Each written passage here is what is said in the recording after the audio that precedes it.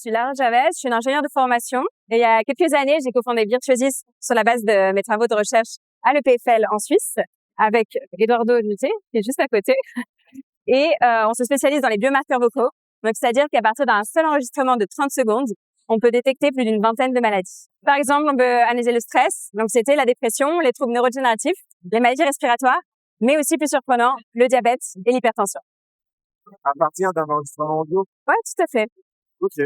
Ça a été cliniquement validé par des centaines d'études, pas seulement les nôtres. Mais en fait, c'est des maladies qui soit impactent les poumons, soit le cerveau, le cœur ou les muscles. Par exemple, Parkinson, c'est les muscles. Échec, je me rappelle jamais d'échecs, mais plutôt des adaptations. C'est-à-dire que nous, on a mis beaucoup d'efforts sur le plugin Microsoft Teams qui analyse, ce qu'on se dit, c'est bête d'avoir une app où il faut aller enregistrer sa voix bêtement.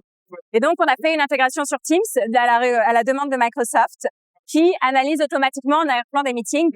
On a lancé ça au début du Covid d'ailleurs, donc c'est un bon timing en théorie, qui analyse la voix pour, voilà, ensuite à la fin de chaque meeting, tu as un résultat et ça analyse que ta voix au niveau personnel. Le problème, c'est que Teams, c'est un outil corporate qui vient de l'entreprise. Et donc, il y a pas mal de peurs de surveillance.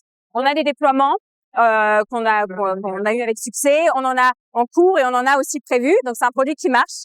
Mais on a vu qu'il y a eu beaucoup de pushback et justement, on a lancé une web app où on fait un enregistrement, voilà, de 30 secondes. On met un prompt qui a pas trop d'importance et ça a énormément de succès parce que c'est pas quelque chose de, déjà la technologie est très disruptive. Faire un plugin sur Teams, c'est aussi assez disruptif pour ce genre de choses. La web app, ça vient en remplacement des questionnaires annuels de bien-être un peu ennuyants. Et ça fonctionne très bien. Puis après, dans le domaine médical, tout de suite, on a eu la web app et ça marche très bien. Et l'intégration en télémédecine, et c'est dans le domaine médical, donc il n'y a pas la peur de surveillance comme au corporate.